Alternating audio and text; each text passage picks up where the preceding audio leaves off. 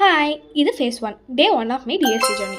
Before problem solve பண்ண start பண்ணுறோம் அப்படின்னா நமக்கு டைம் அண்ட் ஸ்பேஸ் காம்ப்ளெக்சிட்டி புரிஞ்சுக்கணும். டைம் காம்ப்ளெக்சிட்டினா என்ன? இது அல்காரிதமோட ரன்னிங் டைம் எப்படி க்ரோ ஆகுதுன்னு சொல்லும். When input size n increase ஆகும்போது.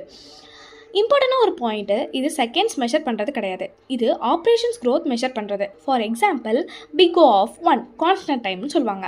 Like array of 0, array size 10 இருந்தாலும் 10,000 இருந்தாலும் சேம் டைம் தான்.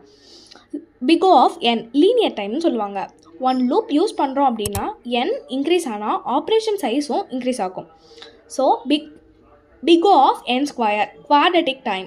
நெஸ்டட் லூப்ஸ் யூஸ் பண்ணுறோம் அப்படின்னா க்ரோத் ரொம்ப ஃபாஸ்ட் ஆகும். Big O of lock n logarithmic time. Binary search மாதிரி எவ்ரி ஸ்டெப்பில் ப்ராப்ளம் ஹாஃப் ஆகும். So very efficient. Now space complexity பற்றி பார்க்கலாம். ஸ்பேஸ் காம்ப்ளெக்சிட்டினா அல்காரிதம் எவ்வளோ எக்ஸ்ட்ரா மெமரி யூஸ் பண்ணுறதுன்னு சொல்லும். ஒன் வேரியபிள் யூஸ் பண்ணுறோன்னா big O of n, but என்னோட நியூ அரே க்ரியேட் பண்ணுறோன்னா பிக் ஓ ஆஃப் n. இன்டர்வியூவில் கோடிங் ஒர்க் ஆகிறது மட்டும் போதாது, எஃபிஷியண்ட்டாக ஒர்க் ஆகணும். அதுக்கு தான் இந்த டைம் அண்ட் ஸ்பேஸ் காம்ப்ளெக்சிட்டி ரொம்ப இம்பார்ட்டன்ட்.